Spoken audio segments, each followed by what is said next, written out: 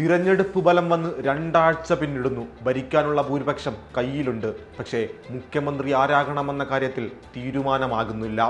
ഡൽഹിയിലെ ഹൈക്കമാൻഡ് ഓഫീസിന് മുന്നിൽ നേതാക്കളുടെ നീണ്ട നിര.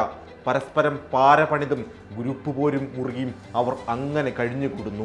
ഇത് ഇന്നത്തെ ഡൽഹിയിലെ കാഴ്ചയാണെന്ന് കരുതിയെങ്കിൽ നിങ്ങൾക്ക് തെറ്റുകെട്ടോ.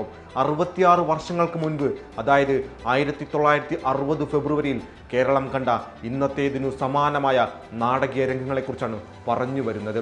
കോൺഗ്രസിൽ മുഖ്യമന്ത്രി പദത്തെ ചൊല്ലിയുള്ള തർക്കം ഇതാദ്യമായല്ല കേട്ടോ. ചരിത്രം ഒരു ദുരന്തമായോ പരിഹാസമായോ ആവർത്തിച്ചു കൊണ്ടേയിരിക്കുമെന്ന് മാർക്സ് പറഞ്ഞത് എത്ര ശരിയാണെന്ന് കൂടിയാണ് ഈ കോൺഗ്രസുകാരുടെ ചരിത്രം നമ്മെ ഓർമ്മിപ്പിക്കുന്നത്. 1959 വിമോചന സമരത്തിനു ശേഷം നടന്ന തിരഞ്ഞെടുപ്പ്. കമ്മ്യൂണിസ്റ്റ് സർക്കാരിനെ പുറത്താക്കിയ ആവേശത്തിൽ കോൺഗ്രസ്, PSP, മുസ്ലിം ലീഗ് സഖ്യം 94 സീറ്റുകളുമായി അധികാരം പിടിക്കുന്നു.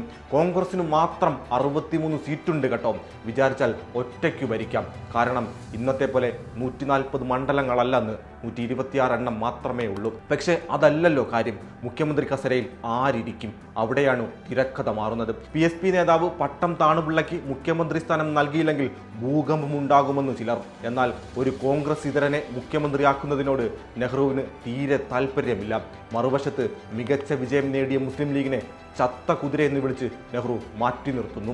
അന്നു ഡൽഹിയിൽ നടന്നത് ഇന്നത്തേക്കാൾ വലിയ തർക്കങ്ങളായിരുന്നു. പ്രതിപക്ഷ നേതാവായിരുന്ന PT ചാക്കോയ്ക്ക് പാർട്ടിയിൽ പിന്തുണയില്ല.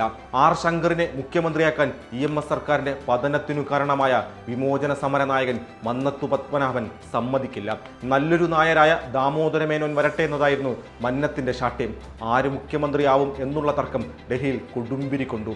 ഇന്നത്തെ പോലെ അന്നും പ്രശ്നപരിഹാരത്തിനായി ശങ്കറും ചാക്കോയും ഉമ്മർക്കോയും പനമ്പള്ളിയുമെല്ലാം ഡൽഹിയിൽ തമ്പടിച്ചു. അതിനിടയിൽ ഹൈക്കമാൻഡിലേക്ക് പരാതി പ്രവാഹവും ഉണ്ടായി. ശങ്കറിനെ നേതാവാക്കുന്നതിനെതിരെ 30 MLA മാർ ഡൽഹിക്ക് കമ്പിയടിച്ചു. നിങ്ങളെ ആരാണ് ഡൽഹിക്ക് അയച്ചത് എന്ന് ചോദിച്ച് MLA മാർ നേതാക്കളെ വളഞ്ഞു. ഇന്നത്തെ ഗ്രൂപ്പ് വഴക്കുകളുടെ അതേ വേരുകൾ നമുക്കവിടെയും കാണാം. ഒടുവിൽ മന്നം മുന്നോട്ട് വെച്ച ഉപാധികൾ അംഗീകരിച്ചതോടെയാണ് ശങ്കറിന് വഴി തെളിയുന്നത്. പക്ഷേ അവിടെയും തീരുന്നില്ല കേട്ടോ. സ്വതന്ത്രരുടെ പിന്തുണ തേടി കോൺഗ്രസ് ഒറ്റയ്ക്ക് ഭരിക്കാനുള്ള ചില ശ്രമങ്ങൾ ഇതിനിടയിലൂടെ നടത്തിയിരുന്നു. വീണ്ടും ചർച്ചകൾ, അനുനയ ശ്രമങ്ങൾ, ഹൈക്കമാൻഡിന് കോൺഗ്രസുകാരുടെ കമ്പികൾ, വീണ്ടും മന്നത്തിന്റെ ഇടപെടലുകൾ.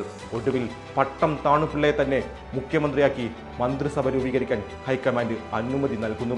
മന്ത്രിസ്ഥാനത്തിന് വേണ്ടിയുള്ള കടുംപിടുത്തം ഉപേക്ഷിച്ച് സ്പീക്കർ സ്ഥാനം സ്വീകരിക്കാൻ മുസ്ലിം ലീഗും സമ്മതിക്കുന്നു. പക്ഷേ ആ സമാധാനം അധികകാലം നീണ്ടു നിൽക്കുന്നില്ല. 2 വർഷം കഴിഞ്ഞപ്പോൾ മുഖ്യമന്ത്രിയും കോൺഗ്രസ് മന്ത്രിമാരും തമ്മിൽ മിണ്ടാട്ടമില്ലാത്ത അവസ്ഥയിലേക്ക് എത്തി. ഒടുവിൽ പട്ടത്തെ പഞ്ചാബ് ഗവർണറാക്കി നാടുകടത്തിയാണ് കോൺഗ്രസ് ആ പ്രശ്നം തീർക്കുന്നത്. പിന്നാലെ ലീഗും PSPയും മുന്നണി വിടുന്നു. PT ചാക്കോയുടെ രാജി കൂടിയായതോടെ ആ സർക്കാരിന്റെ അന്ത്യം കുറിക്കപ്പെടുന്നു.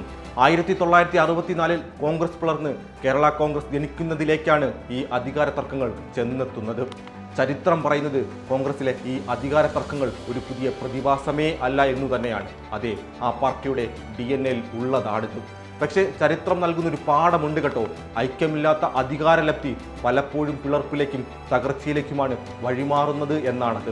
അന്ന് ഈ വിഷയം റിപ്പോർട്ട് ചെയ്ത ലിങ്ക് എന്ന മാസിക അവരുടെ റിപ്പോർട്ട് അവസാനിപ്പിച്ചത് ഇങ്ങനെയാണ്: യഥാർത്ഥ പൂരം ഇനി കാണാൻ കിടക്കുന്നതേയുള്ളൂ എന്നാണ് അവർ പറഞ്ഞു വെക്കുന്നത്. അന്നും ഇന്നും ഈ വാചകം കോൺഗ്രസിനുള്ളിലെ അധികാര തർക്കത്തിൽ ഒരു മാറ്റവുമില്ലാതെ അവിരാമം തുടരുകയാണ്.